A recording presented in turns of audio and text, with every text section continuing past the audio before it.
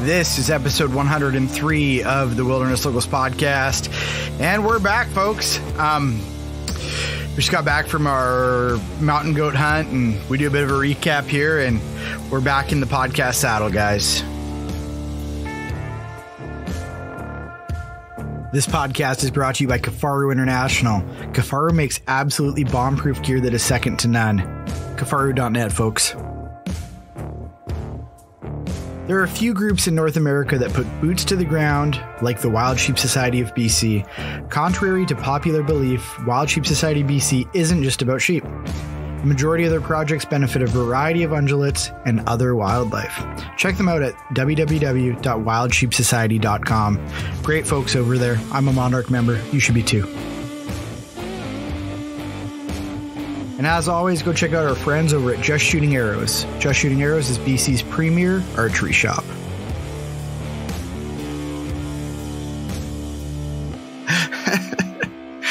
Oh, dude. Oh, man. There we go. We haven't done one of these in a while. No, it's been a bit, eh? It's been a minute. How come? Oh, man, I don't know. Just busy. Looking at nannies and shit. Yeah, I think getting ready for hunts and doing family stuff, right? Oh, yeah. What did you make your name? Is it Nannies for Life? Nannies for Life. Jeez. I don't get to pick my name. Every time we log into one of these, mine just says Wilderness Locals Ty, and yours always says something ridiculous. Mm-hmm. I keep that nanny game on lock.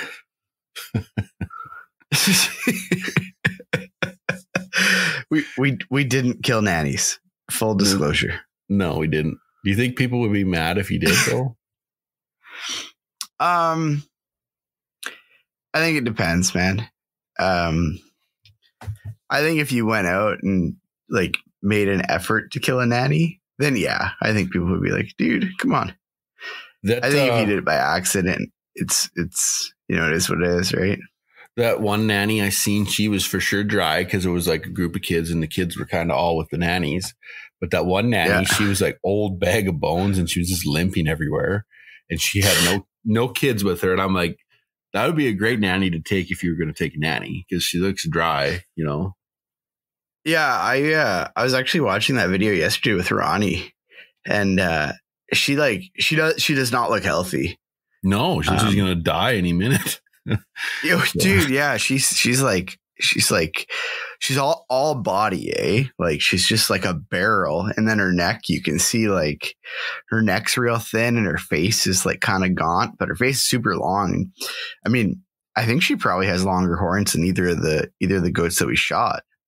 Mm-hmm. Well, so I don't know if there'd be an issue taking a nanny like that, just some old dry nanny that's going to probably die this winter anyway, you know?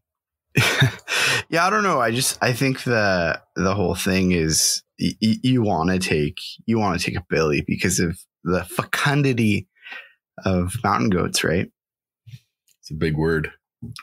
It is a big word, but I think it's the rate that they get down and the rate that they breed. They don't have a super high success rate, I don't think. There's a video that Rocky Mountain Goat Alliance put out a number of years ago that Steve Ranella actually narrates, and he kind of goes through what happens if you take a nanny versus what happens if you take a billy. Oh yeah, I watched that. I think I can't remember what it was all about, but yeah, I'm thinking go ahead. But I thought it was just more to recognize the difference between a nanny and said billy. Yeah, that's basically what it is. But he does cover like the hows and the whys, right? Which I thought was pretty useful. Pretty cool. Mm-hmm. So, you feeling okay or what? Yeah, I'm good, man. I had a couple pretty sore days after. But you know, it's like once the skin kind of hardens back up on the bottom of your feet, you feel okay, right? Mm-hmm. I never I never have problems with my feet anymore. I haven't in years, but it was just too much weight for too many hours downhill. I just ended up. Mm-hmm. Yeah. I run good, good boots. Yeah. I don't know if there's any escape. Your feet feeling like they're going to explode when you're hauling that much weight for that long, right? Mm-hmm. Yeah. I mean, spoiler alert, for anyone that listens to this that doesn't know, we went on a goat hunt and we both killed mountain goats within a minute of each other, and so we were packing them out on our own. Mm-hmm. I'm not gonna lie, the first thing that came to mind when you shot yours is like, oh boy, we each get to pack a whole goat out. Yeah, fortunately, a goat isn't that big. No, once you debone them, it's not bad. But I bet you my bag with the hide, and because I brought a cape, and I bet it was 150 pounds. I didn't weigh it, but I know what a 100-pound bag feels like, and I was over that. So, yeah, for sure. Were you shocked how small once you got the hide off, how small that goat is? No, I don't know. Like the quarters and stuff. Yeah, I expected it to be a goat. They look really huge, like on the hoof. They look like little buffaloes, but they when you get their quarters aren't that big. To be honest, like I probably, if I had to just pack a mountain goat, mostly flat ground, a few hills or something, I could pack it with all the quarters. I'm sure, but yeah, when you do when you do like 4 hours of like straight downhill, it wears on you after a while. Yeah, for sure. It was pretty funny when we're going out, man. We're just like, we're both wrecked because it was like, I think it was the third or fourth big pull we had done in a week, right? Like up a mountain, and we're going down, and like normally I'm on Wasey to slow down. I'm like slow. Wasey's like a how do I say it? You're like a diesel truck, Wasey, but you're stuck in third gear. Mm-hmm. You know what I mean? You're like, Wasey picks up some speed going up mountains, right? And so normally when we're going up mountains, I'm like, Wasey, slow. Let's relax. Let's not get our heart rate up. We're going slow. Going down the mountain, it was all we could do to motivate each other to keep her going, eh? I was tapped out. Going out, like I was just done. Yeah, it was just done. Yeah, we had ran out of water 8 hours before that, or 6 hours before that, and I was just like, I would have done anything for water, like anything. Mm-hmm. That's yeah. So, I mean, maybe we should back up to the beginning of this and kind of let's back up one full year. And so last year, we had planned on going on an archery goat hunt, and then very fortunately, I drew a really, really, really good mountain goat tag. And you and I went in there and we did that, and we saw a gazillion goats, and we got a whole bunch of experience looking at goats, which I think really sort of was kind of a real blessing, in the sense that we got to look over so many goats and sex so many goats, right? Mm-hmm. Yeah. And just like that experience, I think really laid the foundation for some mountain goat success, because like we were able to take lots of photos, and then we were able to bounce those photos off guys like our good buddy Ed Thompson and Marvin, BC Billy's there, and Ronnie. We show them the photos and go, "Hey, is this a Billy?" Right? They'd be like, "Yeah, it's Billy." Is this a Natty? No, that's a young Billy, or like whatever, right? And I think that really helped, eh? Yeah, Oh yeah, kind of got spoiled a little bit on that hunt too, right? When you see 100 goats in a few days, it's like, I'm like, man, goat hunting in BC is like whitetail in Alberta. They're just everywhere. That's not the case. That's not the case. No, and like I kind of thought the same thing too, right? Like, oh, this isn't that hard. You do one big nasty pull up a mountain, then you're in them. That's how it works, right? And then so fast forward 12 months. Actually, fast forward like 6 months. Actually, hang on. So on that hunt, Wasey gets Giardia, and we pulled out early, right? Which was fine, and glad Wasey was okay. Everything's cool, right? I went back with 4 of my good buddies, Ed, Brandon, Anthony, and Tommy. In February, we went up there, found the goats that we were looking at in August, and made a call that it was too dangerous to get through some of those avalanche chutes and stuff like that. And February hunts suck. They're just ridiculously hard. And then, sort of fast forward to now, we decide we're going to go on just a general over-the-counter hunt. Yeah. And that's a different game than the major, super, super desirable LEH hunt. Yeah, it was good though. There's lots of stuff. Like, I think you learn a lot on that over the counter stuff too, right? You got to grind a little bit more to find stuff. So I don't know. I felt like it was pretty good. Yeah, I mean, I think kind of in BC, you're in the most densely kind of populated goat country in the world, right? Mm-hmm. So I mean, there's goats everywhere in BC, but I think it's just you kind of got to grind for them, right?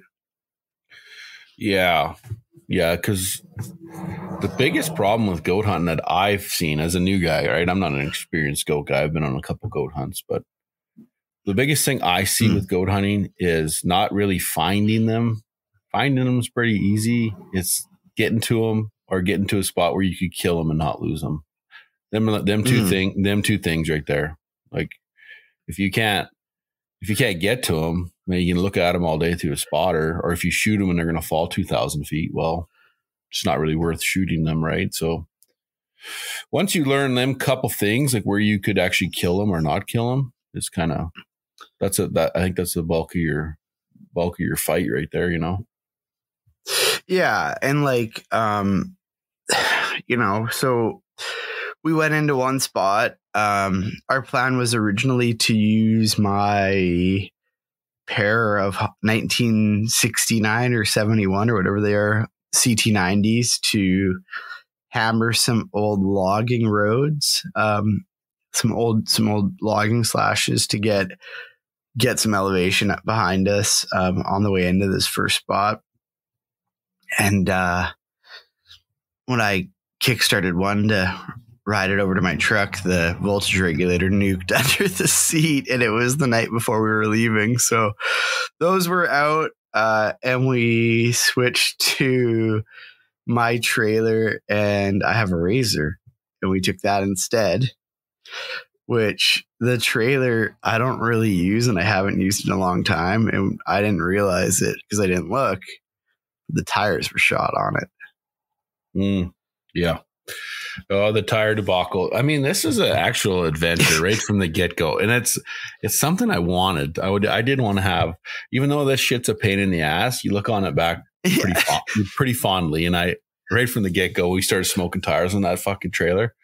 It's like 3 a.m. and we're like fucking jackalls and swapping tires. And right from the get-go, it was an adventure. So.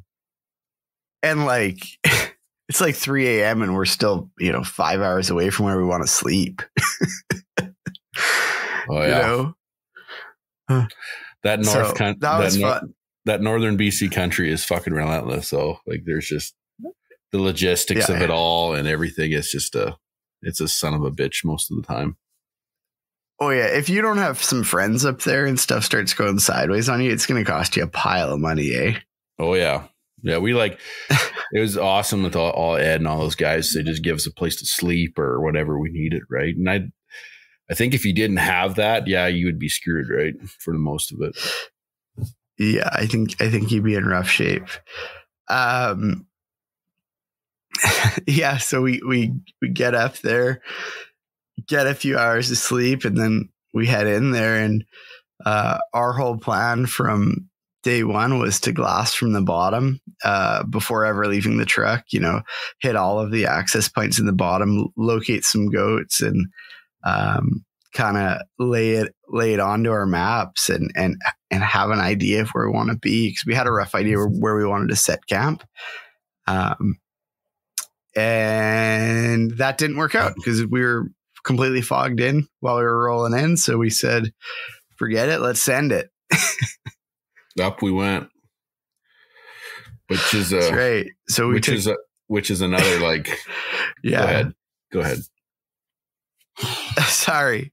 No, I was already laughing because we go up, we hop in the Razor, we hit this road and we made a wrong turn, and we spent a good 2 hours fighting these, like the gnarliest DX that I've ever seen, like 10 feet deep on a 45-degree angle, and just like savage. Rolling the machine off a 4,000-foot cliff was pretty fun. But the so for people that don't know, when they have these old logging roads, they'll dig in these sideways kind of 45-degree trenches. So when it rains, it doesn't take their road out. So it's kind of a poor boy culvert. So you don't lose the road. So they can still, if they want to go back up there and do work, they can just fill these in and away they go. Mm-hmm. Mm-hmm. Yeah, they do them in BC too to keep people out quite a bit, because there's a liability thing if there's still like an active logging or mining lease on the road. So they'll like post a sign, this road is deactivated from this point forward, you know, enter at your own risk. So they do those DX for that reason too here, which is terrific. But they were gnarly though.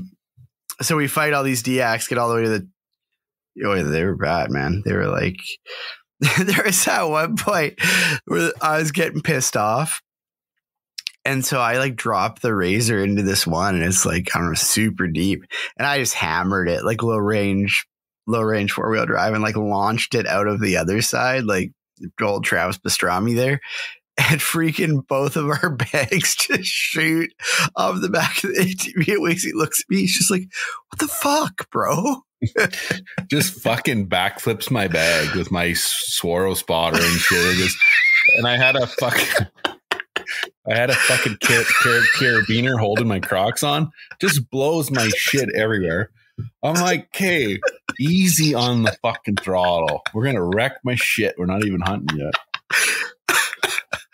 And then a couple minutes after that, we get to the end of the road. It's just a dead end, and it's a full 1,000 feet lower than the road that we thought we were on. I like looking at the maps. I'm like, oh shit, we should have left instead of right back there. Wasey's like, just shakes his head like, no, we have to go all the way back through those DX. Downhill wasn't so bad though. Gravity was helping us, which is cool. Yeah, so we got back, got on the right trail, got up to where we were going to unload, and where we parked side by side. It was just the hugest pile of grizzly shit. So. Yeah. That was great. So we ended up getting up the right road, and the right road was Gucci all the way. It was way grown in with alders and stuff, but other than that, it was amazing. Yeah, it was good. So I don't know. I didn't think it was too bad, of a hike in.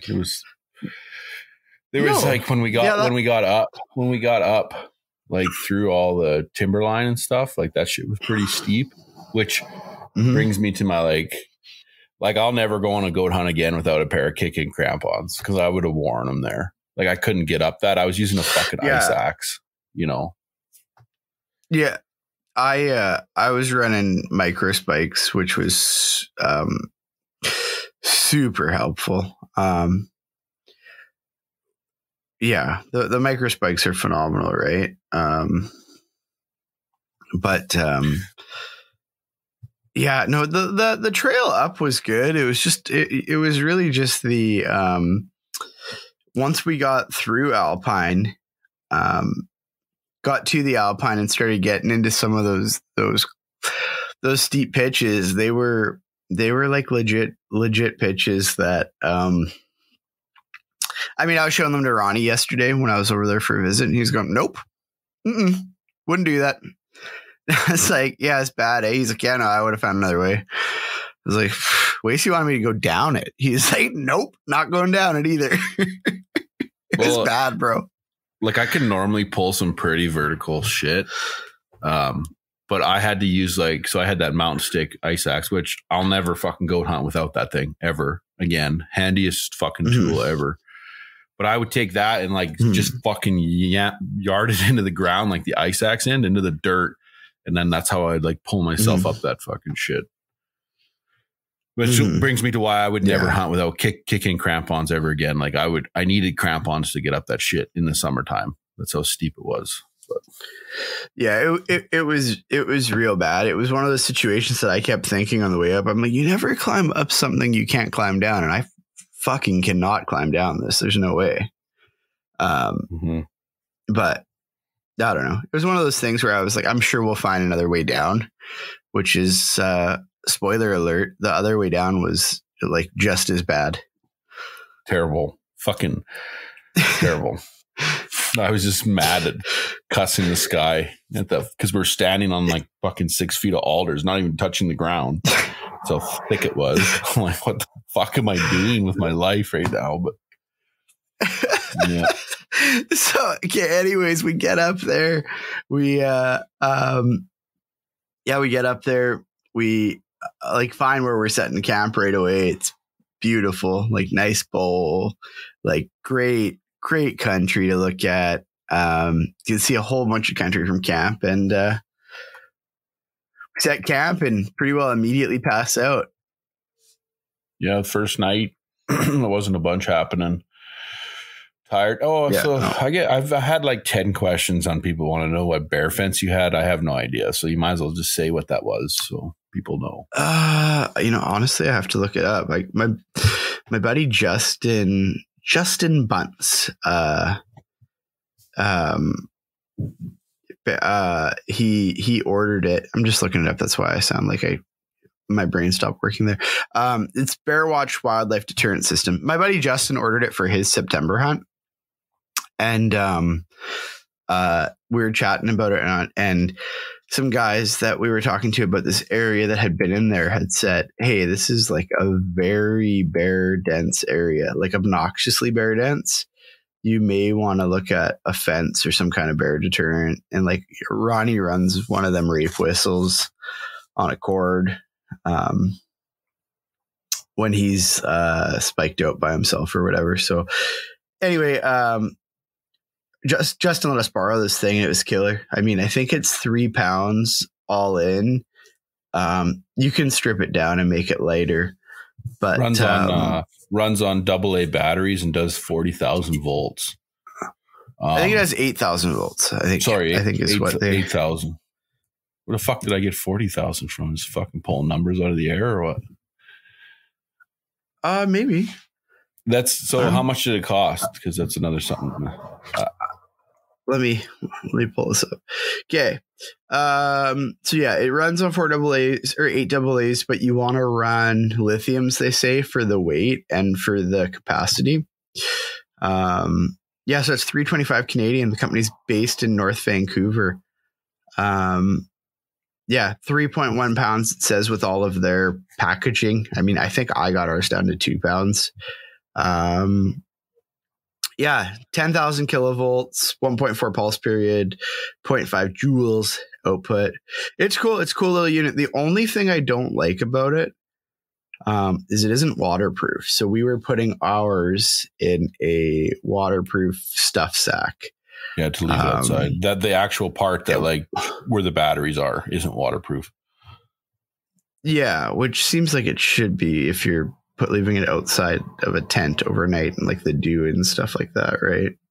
I thought that was kind of interesting. Yes. Anyway, so like I don't have any problems with bears, and I've slept in bear country a pile in my life, but just with that where we were, there's just so many. You scared, bro? So many fucking grizzlies, and I mean, I was like, at first he's like, oh, I'm gonna bring a fence. I'm like, we don't need it, but man, you sleep good at night and shit. You can actually, you don't have to wake up at every sound and shit. So I don't know. It's, if you were like in just a black bear area or area, even with some grizz, I wouldn't be worried, but that was pretty heavy grizz country. So yeah. And it like cracked off immediately at night. Like it got dark. Yes. We would crawl in the tent, went to sleep. It was like starts popping off immediately. So I think we did juice one bear in the middle of the night. Yeah. So yeah, for sure. When it cracked off, it woke me up, and then I heard a bear running away. I was like, okay. Go back to bed. So it works anyway. Yeah, for sure. Yeah. So then next morning we wake up and we start hiking Mount Kilimanjaro. Yeah, running knife ridges, and I run over. So I went over. I seen that group of nannies and stuff, and then I went down this knife ridge further, and then I was coming back. And on the way across that knife ridge, I was on the right-hand side, which wasn't too bad. It was pretty sketch, but it wasn't like I wasn't going to fall to my death. And on the way back, I took this on the other side, and I got on this little shelf. It was like overlooking 100-foot drop. And at least 100 feet, like I had a fucking fell a long ways. And I get on this shelf. It's pretty wide. It's like as wide as like a kitchen table. But I'm walking on it. And as I'm going, it's getting smaller and smaller. And I'm like, fuck, I should just turn around. Finally, I get to a point where it's as wide as my feet, you know. I'm like, fuck, I got to go up now because I'm going to fall off the edge of this cliff because the shelf run out. And so there was 2 little spruce trees, and I had that fucking mountain stick. So I just dug it in the ground, put one foot on a spruce tree, and like just scrambled up. And I'm like, man, that was dumb because I'm overlooking this huge cliff, fucking around on this freaking knife edge.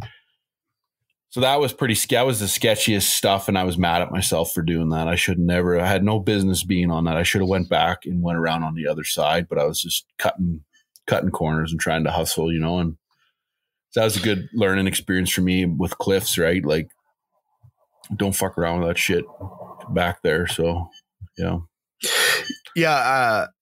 People may have caught in the story. I bailed long before at that point of the sketchiness. I'm I don't want to say risk adverse, but I'm risk adverse. Like I definitely won't hike. Like I mean, later in the story, I was in some really nasty stuff. But you know, when we're just trying to locate stuff, I'm pretty risk adverse. Like I'll stick to stuff that's pretty comfortable until we're trying to get to a go day. Mm-hmm. Yeah. And I just like do all the fucking stupid shit. You know, I should. Yeah, no, Wasey is willing to crawl on his hands and knees and like 90-degree cliffs and stuff, which is not really for me unless we're trying to shoot, right? Mm-hmm. Yeah, like that. So that morning when we went up top onto these knife edges, I basically went down the one knife edge, and then Wasey hung a left and kept going.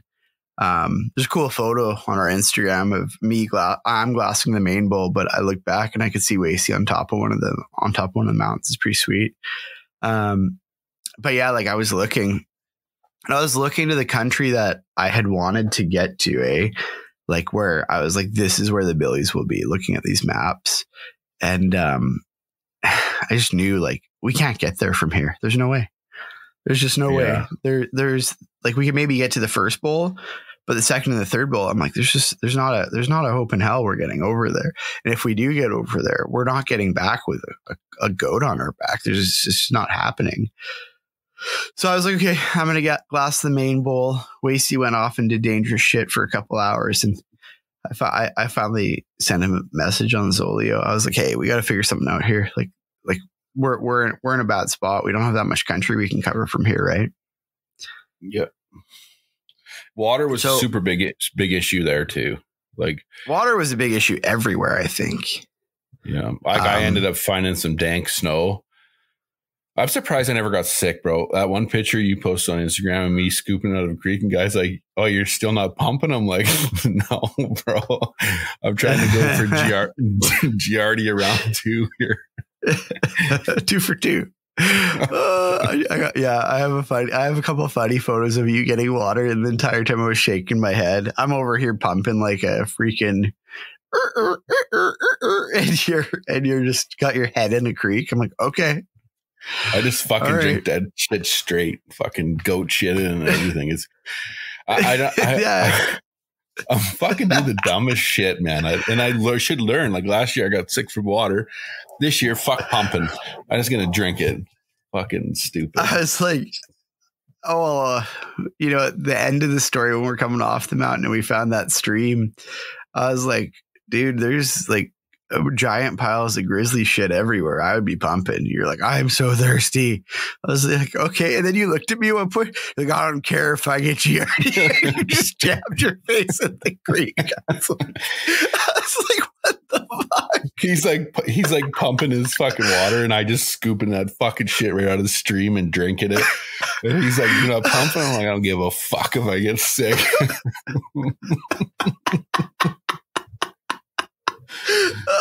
Dude, it was so funny because we were done too at that point, right? We're just so depleted, and like we hadn't had water in, I don't know, probably 8 hours at that point, and we only had probably maybe half a click left to get to the bottom, and we're just dying, and you're just like jammed your entire body into the smallest little creek, and you're just like laying in it with your mouth open. I'm like, what the fuck?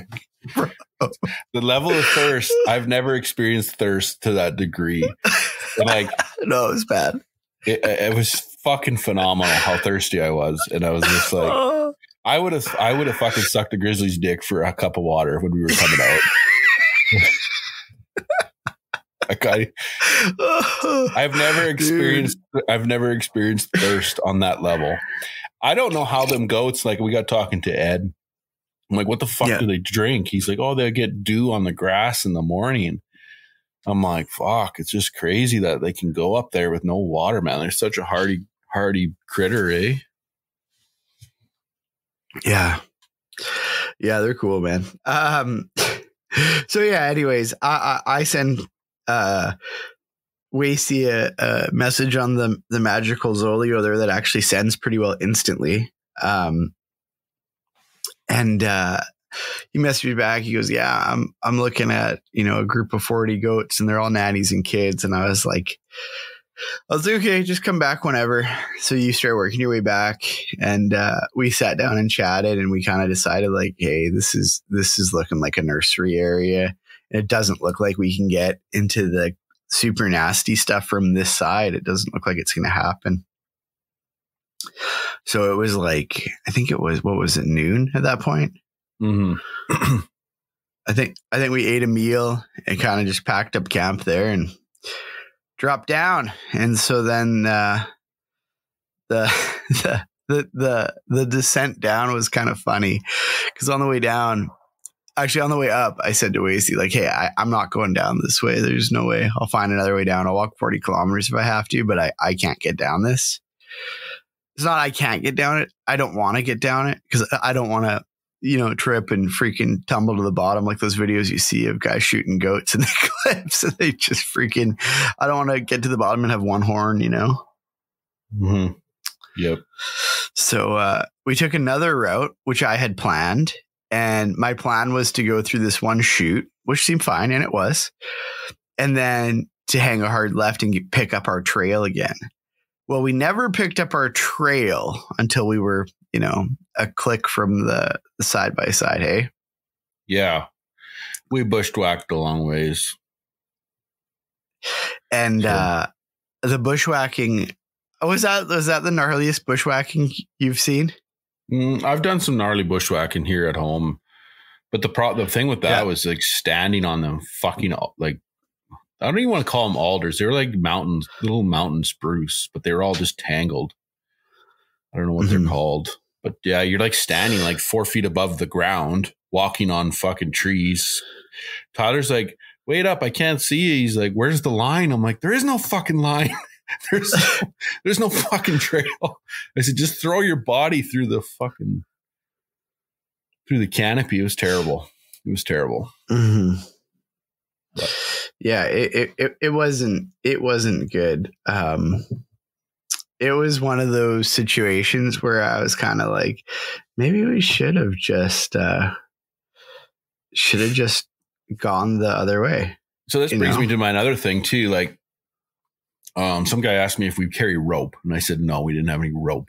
But I do think moving forward, if I did another goat hunt, I would bring rope. I don't know how much rope I would bring. Maybe like, I don't know how heavy that shit is, but I don't know, maybe like 30, 40, 50 feet or something. Because if that other shit was so like, well, whatever, right? Like fucking lowering shit down or anything, right? I think one of the things that you have to be acutely aware with when running any climbing gear, and I've had this conversation with a few guys. One of my best friends, Hart, he's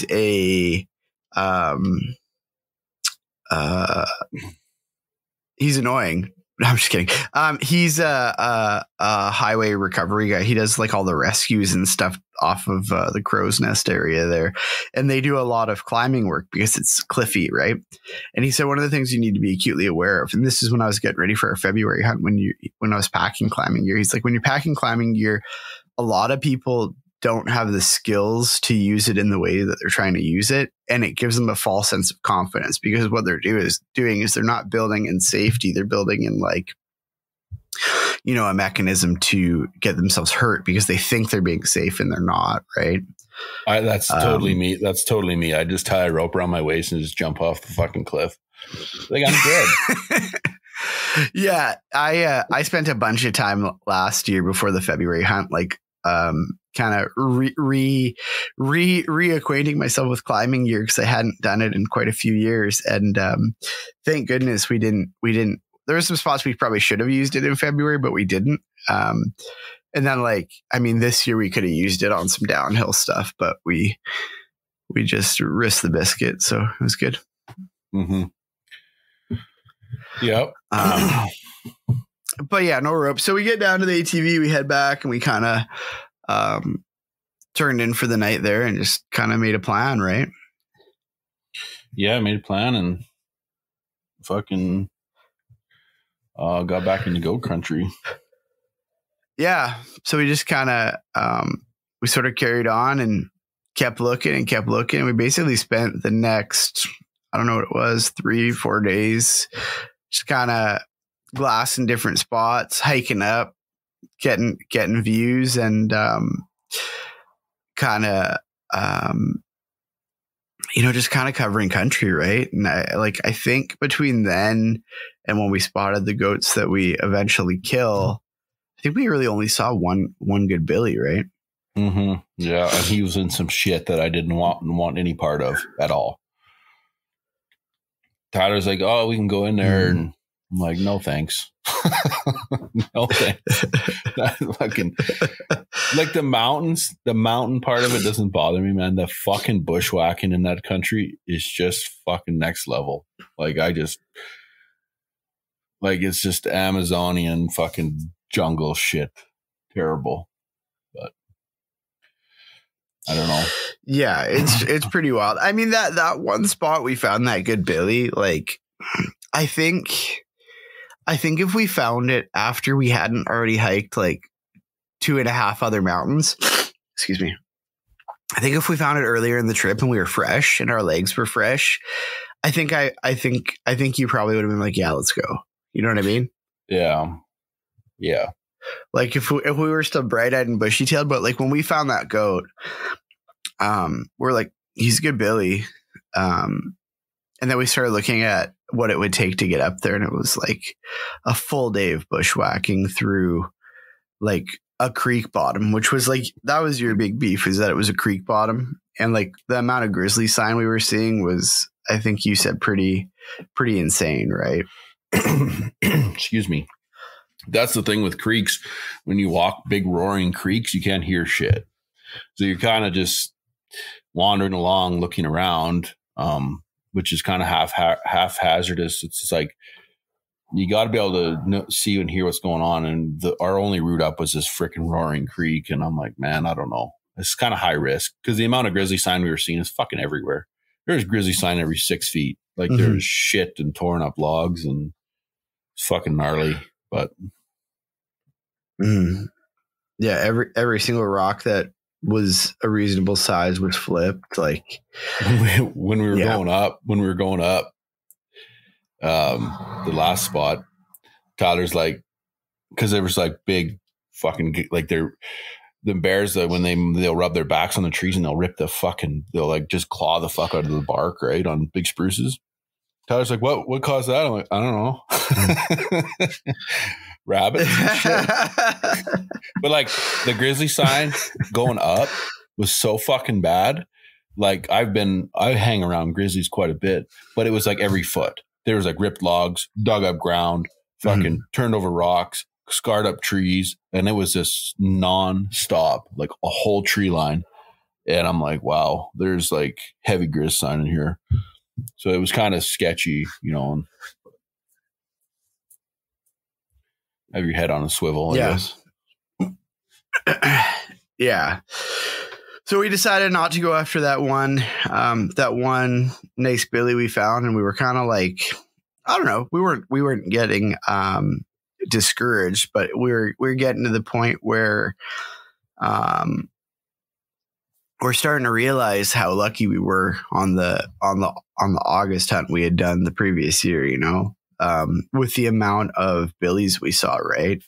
And we're just covering this country, and it's just like, you know, we do these 3-4 hour pulls up into spots so we could glass or down little trails to get another angle. And I think it was just so dry. Like we were really, like, the middle of the day was kind of almost useless. You know, it was sort of a fruitless effort because you go glass these faces and stuff, and it would just be so hot. Like, you know, if you were a mountain goat and you're up above tree line, you'd be tucked in behind a rock or, you know, or definitely in north facing stuff under some shade. Right. Yeah. We were having problems spotting them in the daytime. Like, I almost think we should have just went fishing or something. Cause like, well, we eventually do go fishing in the story here, and we're like, just wait for this to cool off. And let's go back and look at that one billy we found and see if we can, make sure he's as good as we thought he was. Right. So we went fishing, we hit a little creek, and we threw some flies and had a good time and caught some rainbows, and yeah, it was wicked. Mm-hmm. Yeah. Tried not to get eaten by a grizzly. That's good. Then,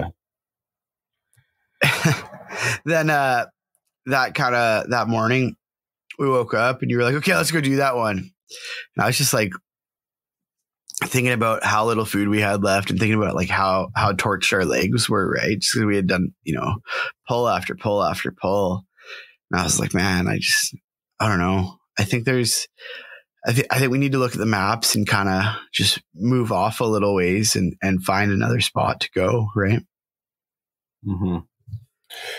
Yeah. So yeah, I think we both made the decision, like, as much as we wanted to get up that spot, it was just a bad call. And we both kind of agreed, like, that spot is probably a 4-day spot, right? You do a pull up there, set camp, and then start looking for goats. Yeah. Yeah. It was, yeah. Yeah. Well, 3 kilometers of fucking trees, right? Like, brutal. Yeah. And 3 kilometers straight up too. Yeah.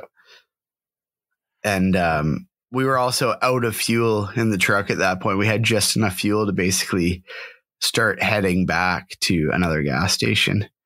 Cause we were like using the truck to get between spots quite a bit. You know, like you drop down off the mountain, get to the truck, you know, drive 4 or 5 kilometers and do a pull up another spot where that looks goaty. Right.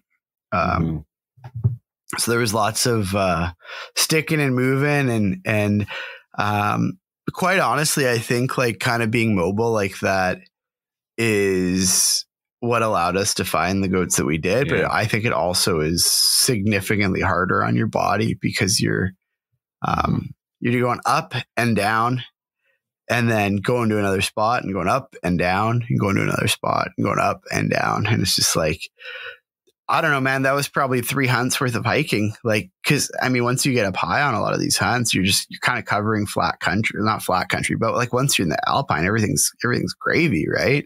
But if you're dropping out of the Alpine and then doing those freaking big pulls over and over again, it's like you're torching your legs. Mm-hmm. And I mean, some of these spots where there's just nannies and kids, I just didn't think there was any really reason to hang around them. Like, no. Unless it's when the goats rut, like November, October, November. Late. Yeah, late. So, I mean, what the hell are you going to hang around and group of nannies for? For me, I mean, maybe there's a billy tucked in there somewhere, but from what I can see, I'm pretty new to goat hunting, so I don't know a lot about it. But from what I can tell, is the billies are off by themselves, and the nannies are doing their own fucking thing. Well, we did kind of know that from Ed, Marvin, and Ronnie, right? I mean, Ronnie always says, like, you know, if you find a band of ewes and lambs, like go 2 or 3 ridges or 2 or 3 mountains away. That's where the big rams will be, right? And I mean, like the advice we're getting from Ed, Marvin, and Ronnie, I mean, those guys are as veteran as it gets on mountains, right? So kind of take it as gospel, you know? Yeah. Them guys. So those guys, like the whole hunt, I was like just saying to Tyler, I'm like, man, how the fuck do you explain this to people like that have never, like, this isn't elk country. This, like, if you're in the lower 48 or somewhere and I hike hills and hunt elk. Yeah, that's one thing, but you can't really explain mountain goat hunting to people unless you go do it. And it's like, I don't really in good conscience want to advise anybody to fucking go do that if you're not, because I don't know what you could do to train for that. Like, you literally, I would just stand there and have somebody just kick me in the dick for 3 days straight and be like, yeah, I'm training for a mountain goat hunt, just getting my fucking shit pushed in, you know? And there's no fucking, you can run down the cement road with your Nikes and fucking do push-ups and fucking box steps. Fuck that shit. None of it matters when you get up there. It comes to fucking willpower and having a fucking strong mind, because you're going to get ass fucked by them mountains every time. So there's no training. There's no fucking training that you can do. And I mean, you can help yourself with hiking on a t-shirt. You can do yourself a favor and hike with weighted packs and pretend like you're doing something. But at the end of the day, until you get there and experience it, you have no fucking idea. And it just comes down to willpower and whether or not you want to get it done. At the end of the day, I think that's what goat hunting is. It's just fucking, I had no idea I could push my body that far. Let's just put it that way. That's just like next level shit, you know? Well, we haven't got to the bad part yet. Mm-hmm. Yeah. So we decide, okay, we're not doing the big pull, which is laughable now, but we're not doing the big pull into that spot where that one billy is. I have another spot in mind. I mean, everybody on the podcast has heard me talk about Top Notch Navigator maps. And like, I'm always reluctant to bring them up. I mean, I love Mason. Mason's killer dude that makes the maps, but I kind of feel like they're my secret weapon, and they have been for like 3 years. But in that Region 6 country, there's a lot of goat biology work that takes place, and it gets put on maps. It's like it's in BC's Habitat Wizard, and it's a lot of that data makes it onto the Top Notch Navigator overlay. So I had some country in mind. I knew that it held goats. I knew that it was cool, and I knew that there was a cut at, I don't know, I think it was 2,800 feet, and I assumed the goats would be somewhere around 6,000. So it was a pretty reasonable pull if we decided to do it. So we headed in there, and the whole way in, we're kind of like glassing these ranges, and we're like, look super goaty, no goats, you know, all morning, right? And then round 11, we sort of got to where we wanted to go. Wasty jumps out of the truck, and bam, Billy. He's like, Billy, come look at this Billy, Ty. And I pulled up my glass and I was like, wait, see, that's a monster. You're like, what? I'm like, that's a giant goat. And you're like, yeah. I'm like, dump your shit. Let's go. like and, we're going. Like that. And that. mind you, at the very top of the mountain, you can't get no fucking higher. Was where they were. Oh no, he's up there. But like, I at that point, I wasn't taking no for an answer. You know, I was like, this is your chance. Like this is why we're here. Let's go. Like, we're going up that fucking mountain and we're going now. So we kind of got the truck as far as we could, tucked it out of the way. And, we made a critical mistake, I think, but it also, I think, helped us at the same time. We dumped all of our shit, everything. Yeah, to a certain degree. Like, yeah. Like we each had 4 liters of water. Yeah, we have 4 liters of water. I brought an MSR trail shot pump, and I brought a Kifaru puffy, and I brought my kill kit. That's it. Yeah. I brought my fucking Crocs for some reason. I never took them off my bag. which I laughed about when we were just grinding up this mountain.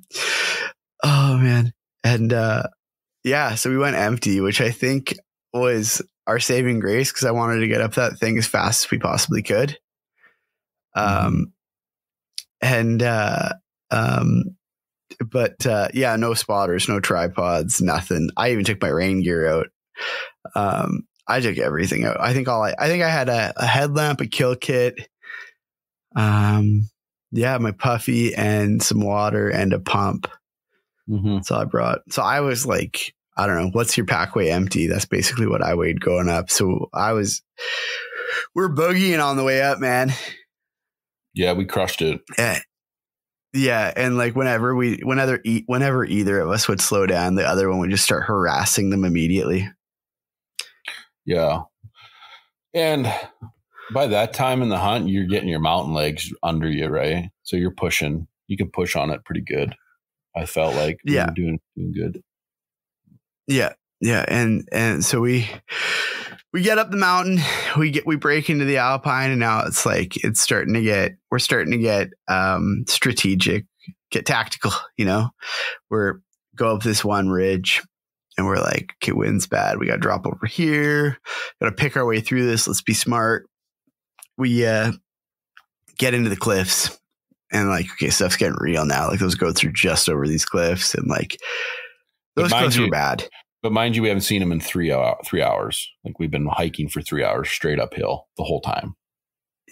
Yeah. And like ripping, like we did a, 3,200 foot pull in 3 hours, and just like we're rocking. So when we got to the top, I mean, we were smoked, but we're also like, your adrenaline's going at that point. So we're like, let's just go, let's make it happen. Right. Yeah. So when we had last seen one of them, he was in this fucking Avi chute, and it was shaded and grassy, but he had a bed in there. So I crawled up. Yeah. I crawled up this knife ridge because I like to do the most dumb shit in history. So Tyler stays down where it's half safe. I'm like, fuck no. Yep. I'm going to get up on this sketchy ass ridge. So I get the bipod out. I'm like 50 yards from the chute, and I get my bipod out and I lay down, and I can't see nothing. But you kind of carry on. I snuck around. So you snuck around the bottom, but you still come up to the same elevation as me, kind of. Yeah. And I can see you. I think you don't see me, right? I'm behind you. Yeah, I was above you at that point, and like I was like kind of touching the Abbey chute. Like it's funny because, like we're doing this mountain hunt with rifles, right? And we're both bow hunters. A lot of my buddies were laughing at me. Like a lot of my mountain hunting buddies were laughing because like how close did you guys get to these goats? And I was like, oh, I don't know, 30 yards. Like doing dumb. It's like once you do that bow hunting style of hunting, it's just hard to get out of you, right? There was no, and we didn't even discuss it. It's just, that's how our brains work, right? Like, I'm like, okay, I'll drop behind these cliffs, crawl through this cliff, crawl up this other chute, like on my hands and knees, and I'll lay down and I'll be able to see them. And then I'll be able to walk way see into it. It was funny, man. And so I'm up top, like I'm right like under this like stunted spruce tree, right? And like I can hear these goats moving. So I grab my phone and I'm sending Wasey a message because I can't see Wasey, right? He's like below a little cliff from me. I'm like, Wasey, you gotta move up, bro. They're gonna boil out at the top. Like I think they winded us, right? And I don't get a message back, and I swing my body around. I think I stood up, right? I stood up and I look back and Wasey's just like motioning, like, dude, move over a bit. I'm like, what? It's like, move over. I don't know. Maybe move over like a foot, like kind of get over into this cliff a little bit. And he just starts sending lead. Like, get the fuck out of the way because there's going to be a homicide right now. Like, hit the deck, you know? Like, fucking duck your head because lead's coming. Yeah, so Wasey starts sending them, and like I was safe. Like you weren't. You were aiming nowhere near me, but I could hear. No, but I also don't like. I would like at least a couple 5-foot buffer between my buddy and bullets. You know, so. Yeah, for sure. Like when they were whipping by, I could hear them cracking. Like, you know, you hear guys talk about like combat stories, and they're like, yeah, the bullet whizzed past me, and when it cracked when it passed me because it's going faster than the speed of sound, right? Mm-hmm. Like that was going on. Yeah. So I shoot a 270, right? I'm not a real big gun guy, but I've had a gun forever and it shoots and I load for it. So I can put 4 in the mag and 1 in the pipe. So I had 5. So I'm locked and loaded, right? So the first shot. So what happened was they kind of busted out the top and then they looped left into this other bowl for whatever reason. And they're looking downhill. So which was fabulous.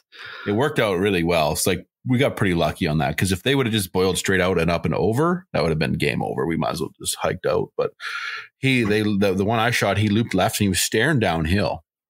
So I'm already laying on the bipods. I just swing 20 degrees over, and I just put the first one. So I run a 200-yard zero. I click him. He's like 230 or 240. So anything for me from 50 to 300 yards, I just put it on him.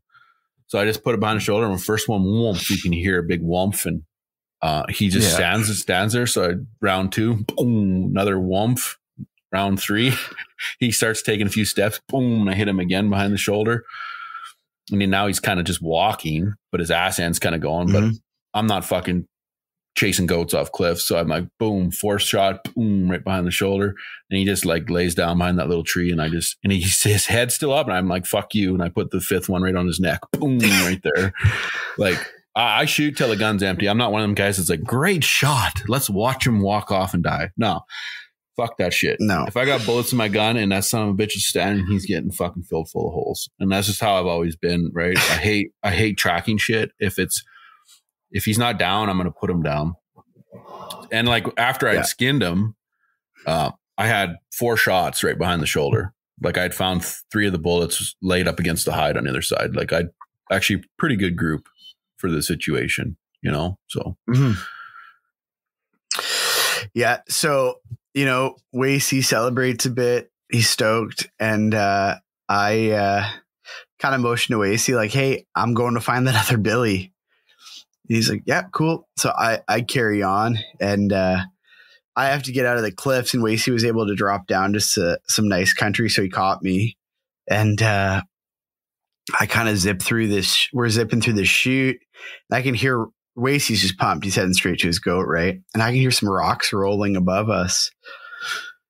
So I look up, and my goat is just bedded in like this, what would you call that? Like a cliff eagle's nest kind of ledge, eagle's nest. Like he's at the top of the mountain, bedded, just super stoked, eh? Mm-hmm. And he's just like locked onto us, just staring straight down. I'm not standing or anything. And I'm like, he's not in a hurry to get out of here. And I'm just like, Wasey, goat. And Wasey like pulls out his phone and like hits record. And I laid down. I put my bipod out. I put earplugs in, and Wasey's just tripping. I've never hunted with anybody that's ever put earplugs in. I'm like, what the fuck are you doing? Shoot now. My gun is so loud. My 30 Nosler is so fucking loud that I accidentally shot it with one of my earmuffs off my ear the other day, and my ears rang for a week. Like, it is so loud. It's just so obnoxious, right? It's a 20-inch barrel, 30 Nosler with a big break on the end of it. Like, it's stupid. Mm-hmm.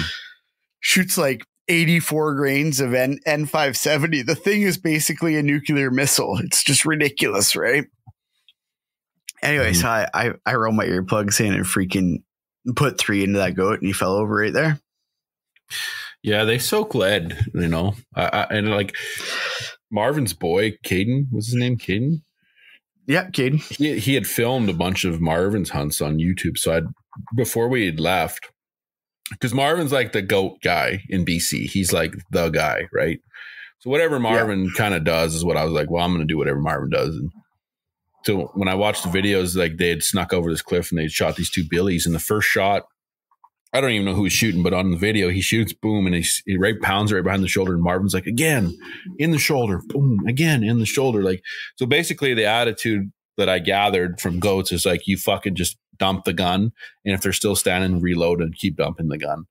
So that's why I did what I did too. Cause I was like, you know, there's something to like, just keep filling them full of holes. Right. Cause they are really tough and they do take lead. Right. Yeah, well, I mean, my goat took a frontal at, you know, whatever, 100 yards from a 30 Nosler shooting a 200 grain or a 199 grain hammer solid copper. He took that, it went, you know, through the cavity and came out, you know, the middle of his spine, and he got back up in front wheel drive, and I put one on the corner of his shoulder and like busted the onside shoulder and busted the offside leg, and he was still trying to get up. So I put one through the normal vitals, like right behind the shoulder, and he didn't get up after that. So I just can't believe how tough those animals are, man. Like any one of those shots would have just completely laid out anything else. Like, an elk or a deer or whatever, it would have just freaking switch the lights off, you know, especially that first shot going through the vitals and then through the spine. Like I've never seen an animal do it, like even think about getting up after that, you know? Well, like that same gun last year, I shot that bull elk. So 270. I hammered him right through the front shoulders. He turned, I took one step and I hammered again. And he tipped over. This fucking goat took more punishment than that elk did. So if that gives you any idea how tough they are, if you think an elk bull shooting a bull elk is tough, fuck, these things are, from what I can see. But then, you know, I was talking to Ed about it. Ed's like, I've watched him tip right over with a 243. So I'm like, yeah, I don't know. Maybe, you know, maybe it's, maybe our goats just, were hard as fuck. Yeah, they were just big body. Like I remember looking at mine through the scope. He had a big sway back and a pot belly. I'm like, Jesus, it's a fucking dinosaur. Yeah. It was funny too, because like when I was trying not to like get in your mind at all when we were at the bottom and we first glassed that goat. And I was just like, whew, that's a big goat. Like, and you were like, is that a good goat? I'm like, yeah, dude. Yeah, I think, yeah, let's go. Let's go. And then after you said that one is big. Yeah. I'm like, oh, okay. And then when we got up there, after I shot, we went and looked at your goat first. You're like, oh, I think he's a good goat. And I was like, bro, that's the biggest goat I've ever seen in person. I've looked at a lot of goats lately. Mm-hmm. Like that thing's, he's nice. So I got him CI'd the other day, and Wasey's goat is 8 years old and has a 10-inch horn. His right horn is 10 inches. His left horn is just a tiny bit shy of 10. But yeah, real good bases on him too, like big stovepipes all the way up. So he should go Boone and Crockett once he's dry. Yeah, it's pretty cool. Like, and I kind of said to you, I'm like, man, I don't deserve this goat, right? Like, a guy like Ed or Marvin, those guys deserve goats like that, you know, like the guys put the fucking time in, and I don't, you know, I don't really deserve a once in a lifetime goat on my, you know, pretty much my first or second goat hunt. There's guys that hunt years and years to try and kill shit like that. So I feel the same way. I was actually talking to Jay from Mindful Hunter last night. I was like, man, I feel so lucky that we succeeded, but at the same time, like I feel undeserving of the goats that we killed. And I know it's all downhill from here, basically. Yeah. Like, and just like, I never had the intention of like being like, oh, I'm going to go up and I'm going to be 10-inch Billy or bust. It was never that. It was just like, I wanted a good adventure. And I wanted to kill a Billy. I did not want to murk a nanny, but it just worked. It worked out. Like, honest to God, I got fucking shithouse lucky, pretty much. Mm-hmm. Yeah, for sure. And like, I mean, like I say, I think that those were the second and third Billies we saw that were not like 3 or 4 years old. Right. Like I kind of, had been playing under the assumption that the goats we were going to go after would be lone goats, or a lone goat rather, was kind of my thinking. Like I wanted to find just one mature Billy by himself. Right. I didn't want to find I didn't want to find a Billy that was still in the family unit, because we kind of knew it would be, 3.5, 4 years old. If it's still kind of hanging out around mom, like it's been kicked out, but it's off to the side type deal. Right. Mm-hmm. So, that's why, when I saw that goat, when I finally got my spotter on it after you found him, I was like, oh, we're going. Like, that's it. It's time to go. And, so then, we checked out Wasey's goat. We freaking hiked up to the last half of the mountain, because my goat was at the tippy top of the thing, basically. And, my goat's a phenomenal goat too. He's 6 years old. He's 9 1/4, and he has super heavy bases, my goat. So, it's pretty, we were in shock. I think when we were looking at our goats, I was just like, can't believe we shot such good goats. I mean, both of those goats are goats of a lifetime for anybody, like we were kind of just thinking, oh yeah, we'll shoot a nice, 5-year-old, maybe 8-inch Billy, whatever, try our best. Right. And we both just got killer goats. So yeah. Yeah, it was good. And it was fun, man. Right from the fucking get go with the tires to the end, it was a good adventure. Yeah. And I think that's all you can ask for. Right. And I just like, yeah, totally. Like I seen some guys, that were on a goat hunt, and they were like, oh, I'm going to kill one with a bow and I'm going to do this, man. No, that fucking shit matters. It's the adventure. No. It's the adventure you have at the end of it. I mean, the weapon is secondary in my opinion anymore. Like I kind of used to be like that with shit, but it doesn't matter anymore. Like I want a good adventure and a good story to tell. And, I think we got that. Yeah. And I think for us too, like none of us, like me and you have talked about it lots, and like kind of a few years ago, I felt like I had some pressure from myself to, like be successful, right? Like for me, like I used to worry about being successful. Like, oh man, I've got to make sure I kill this and kill that and do this and that and that. And I mean, in the last couple of years, that's just like completely gone away, and like last year for me was the first year that I like really didn't care. I was just like, I was really trying to be present in the experience and really soak everything up and enjoy everything. You know what I mean? Like, and I didn't care if I shot. Right. And so going into it this year with that same attitude, like I was like, yeah, man, let's try to just get on some Billies, and I'd love to get Wasey a goat, and I'm not worried about anything for myself. And I'm not trying to prove anything to anyone. I don't give a shit what anybody thinks. I'm just going to go have a good time, and I want to have an adventure, and I want to be able to look back on this and be like, yeah, man, that was a good adventure with one of my best friends. Right. Like that's what it's about. And then the goat was just, I mean, awesome. But at the same time, it's like the adventure was wicked. Right. So, and I don't know what everyone talks about. You read online, everyone's like, oh, mountain goat don't taste like for shit. Fucking, I cooked some for like, a couple nights ago now, but everybody liked it. Yeah. It was really good meat. I don't know. Everyone's like, oh, mountain goat tastes bad. I'm like, I don't know. You fucking guys don't eat enough wild game. If you think that tastes bad, fuck. Yeah. Pretty good to me. I've had some mule deer that tastes like inedible, and this goat has been great. So, yeah. So then basically we're kind of, this is where the story gets really funny. So we had dumped out our bags at the bottom, like I said. And at this point I have like 2 mouthfuls of water left and Wasey is dry. So we cape our goats out, quarter them up, bone them out, slide them into our bags. We each have a goat on our back. We both packed out capes, and I had front hoofs on mine because I'm going to do a half mount with Stephanie and Ray Weens there.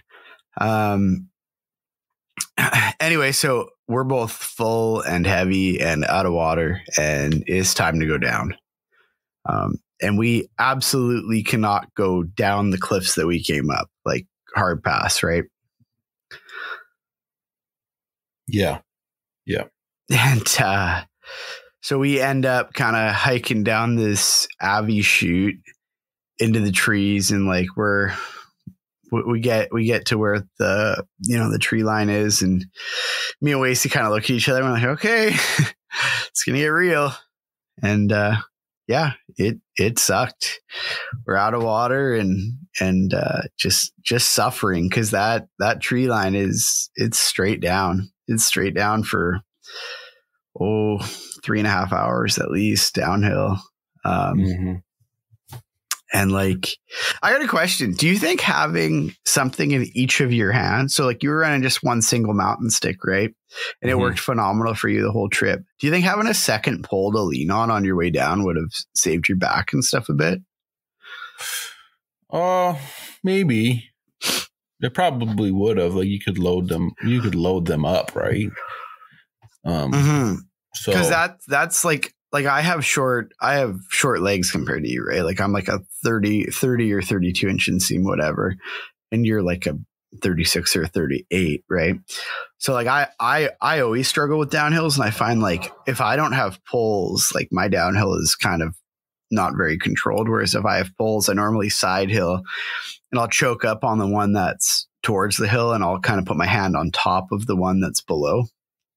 And I'll like use that as a way to, I load up my shoulders. Like when I get down from a mountain like that, my shoulders are always sore, right? I just run. I like one stick. I can't hike with poles. It just drives me fucking nuts. You're trying to use your hands and grab shit and move stuff, and you got these fucking poles. Just toss them off the mountain. Do you think it would be advantageous though to have like one carbon pole that stays in your pack, like one that weighs a half pound or something, and then when it's time for nasty downhill with the entire mountain goat on your back, you bust out a second one? Yeah, I think so. I think if I did it again, I would do that. I would probably see if I can tuck a little pole somewhere in the bottom of my bag or something just for that. Would have helped. It would have helped. And at the end of the day, it was just the downhill for that long just ended up just shredding my feet. I looked at Tyler like hour 2. I'm like, my feet are fucking going to be destroyed because you just can't get away from that much weight, just jamming your toes up into that toe box and shit. So, and they were destroyed. Yeah. They're still destroyed. So, yeah. But it was good. I just think like, I wouldn't change anything how we did it again. Like it was you're kind of just stuck, right? You got to get down. So yeah. And I think like the thing about it is like, those grueling pack outs. I mean, I think they kind of prepare you for the next one in some ways, right? Like we were talking about it. I don't know if we were talking about it or if we were just like mumbling about it and freaking complaining about it. But like on the way down, you were saying like, oh, this is the hardest pack out I've ever done. And I was like, super hard. And you're like, it's not the hardest pack out you've ever done. I was like, bro, I've hunted with Ronnie. It's just like a guy, he spent one time on a mule deer hunt just trying to make me quit. Like it's just savage. I don't know who started glamorizing packing meat on your back. That fucking shit is gay. Like if I could ever get a quad to a fucking animal, I will fucking do that 10 out of 10 times. Like I don't need a fucking Instagram picture that bad. But like it's no. But like so I would have if like say we were like just hiking down, like so how Brandon did it, was like they had shot the goat. They had found some snow, and he said they had stored it. I think they'd stored it in the snow in game bags, and then they went and rested for the day, for the night at camp, and then they went down the next day. Like we did it all, right? Which was kind of, we knew we were going to be fucked, right? Like that was kind of just how it was going to be. Yeah. After that, I knew that. Yeah, I just knew that when we saw those goats, I just knew we needed to get up there like now. You know what I mean? Like we can't be there 10 minutes later than we actually have the ability to get there. We need to get there now if you want to kill one of these goats, But I was way too heavy. Like I've carried bags that heavy in the past, no real issue. But that long, that steep coming down, like we never got out of steepness till the bottom, like right to the very fucking bottom. Like it was steep the whole way. Yeah. Well, where we got the truck to, it's like basically vertical out of that cut because they logged as I think deep as they were allowed to log when they were in there, right? Yeah.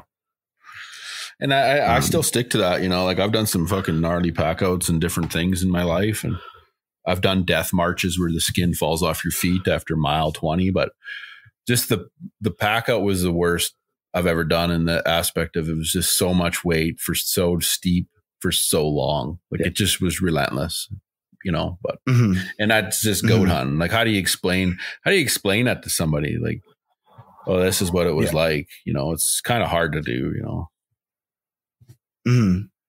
Yeah, for sure. It was definitely tough. And, no, at the same time, it was great though. Like it's a great experience. And I mean, we were already talking about how we ran out of water and we just like were on the way down and we heard a trickle of a creek and like Wasey dove into it like an Olympic swimmer. Yeah. I was dying. Like I was so fucking thirsty. Like I was like, I could feel like fucking stomach acid in my throat. Like I was just burning. It was fucking terrible.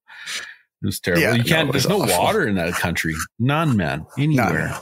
Like old creeks that say they were there. There's nothing. You couldn't. So and I'm glad we did find that stream at the end because that got us through because we took a little break. It was right as the sun was setting, and we were you were just sucking it up like Kirby, and I was carefully pumping it into my nostril. But I look over, nice. He's pumping, and I'm like, I ain't got time. Drink it now. But, well, those trail shots you can drink directly from, which is pretty nice too. Yeah, I don't think I'm gonna use it again. I like it. I just like the weight of it, man. And like if you have to do like a ultralight pull, it doesn't weigh nothing. And like I mean, I don't mind spending a few minutes pumping water, I look at Brandon's and he had a Sawyer squeeze. Yeah, Sawyer's are good. I think I might just go that. It's just a bag you fill with dirty water and squeeze it out. That's I think I have one. I think I have one here. I think just the issue I had with it is you can kind of mix stuff up and it can get contaminated pretty easily. I think so. Yeah. So you just gotta be careful, but yeah, I don't know. That trail shot's nice, man, because you can like throw it in a cargo pocket of a pant. It's just tiny, right? And like you actually don't need another. Like if you just need to have a drink and you're on a hike, like I take it elk hunting, and like you run out of water, you just freaking jam that thing in a puddle and pump it into your bottle or pump it straight in your mouth, and don't weigh nothing, right? Mm-hmm. It's just an amount of pumps that drives me nuts. It's like, yeah. But I mean, at the same time, it's also good to have a break. Like if you're searching for water, generally you're probably ready for a break anyways, right?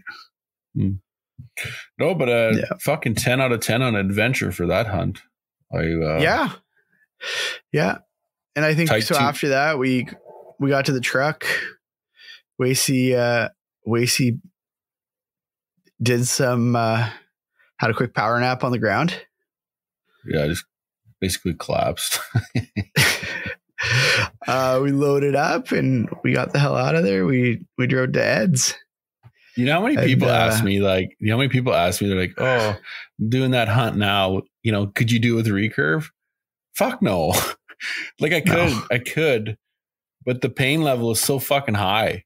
Like the last thing I want to do is like let's get to the fucking top of this bitch. And then now let's start stalking and blow them out at 40 yards and watch them run away. Like, yeah, maybe if we could find an area that is conducive to bow hunting and it's maybe not as gnarly as that, I would. Yeah. But you know how good it felt to lay down it and watch them at 230 yards and just put the crosshairs on them. Like, that's what I mean. I don't get hung up on the weapon. Like, I don't think it's any lesser of a hunt because I took that goat with a gun over a recurve. Like, I just don't understand, like, guys that are saying that maybe sometimes they maybe just get stuck in what they're doing because the weapon has fuck all to do with it, you know, in my eyes. Yeah, I agree too.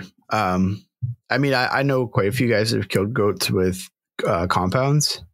And I mean, Snyder killed one with a recurve, but I think for us, it was a little bit of a different situation than maybe some of the spots that those guys have killed with compounds. Cause we were like, again, we were at the end of a week and we had been up freaking every mountain in the area. You know what I mean? So you're like, when we did that last pull, like we were as beat up as we could possibly get. And still make it up the mountain. You know what I mean? And that was part of my poor decision to drop all of our gear. Right. Yeah. I don't know if anything would have helped us though. Like, I guess we could have just spent the night, but yeah, for sure. No, but I just don't know if we would have got up there fast enough with camp on our back. Right. No, no, it was a good hunt, man. Yeah, I loved it, man. Thanks for doing it with me, and thanks for just a side note. Don't buy any of them fucking dude wipes. Fucking things suck. I spent half the time punching through fucking wet wipes into my ass. Don't buy those. I'm actually so upset. I'm fucking gonna write a stern letter to those guys with their garbage. I don't know who they're building them wipes for, but it ain't fucking dudes. I'll tell you that. It's funny. They should change the name. They should change the name to fucking pussy wipes, for fuck's sake. It's terrible. Fucking terrible. Like, there's nothing worse. You don't get very many like nice things on a mountain, but wiping your ass with a good wet wipe is one of those nice things. And when it fails you, like, it's just like wet toilet paper. Fuck those guys. How would your letter go? Dear Mr. Dude Wipes, I my finger poked through the wipe and now I'm gay. I'm like, dear Dude Wipes, stop selling these to men and just maybe they sell them to city boys. I have no idea, but they ain't fucking for guys like me with size 14 hands. I'll tell you that. Fucking, I should have tried them before I left. That's just my own fault. My own fault. This is the greatest thing ever. There you go. So thanks Ed, thanks Marvin, thanks Ronnie, thanks Brandon for everything, guys. Thanks for the hospitality and helping us out and all that kind of stuff. Do you remember Ed's girlfriend's name? I can't remember her name right now. She's wicked. Thank you to her too. She's great. Yeah, there you go. What's next? What are you doing next? Elk Moose? Well, I got to go back to work. I got to go back to work. Basically, opener of season. So September 1, bow season opens. So when I get off, I'm probably gonna poke around the Whitetail Woods a bit. Maybe we'll see. Maybe a little bit of elk. Gang. I don't know. Do some shit anyway. Brad, do my thing. I will be archery hunting elk come September 1st. And yeah, there you go. Did Brandon say anything to you? Because like we were at Brandon's house or whatever. I got up in the morning and I was just like puking beside the trailer, and Brandon was out on his deck smoking a cigar. He's like, what the fuck? I drank like 4 liters of water and then just puked it all up. It was funny. Yeah, you could say we were beat up, eh?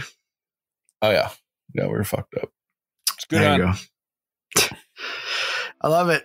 Right on, man. Thanks for listening. If you enjoyed the podcast, please subscribe and leave us a review. You can follow us on Instagram at Wilderness Locals. If you want to support the podcast, please check out the gear, articles, and whatever else we're up to on the website at www.wildernesslocals.net.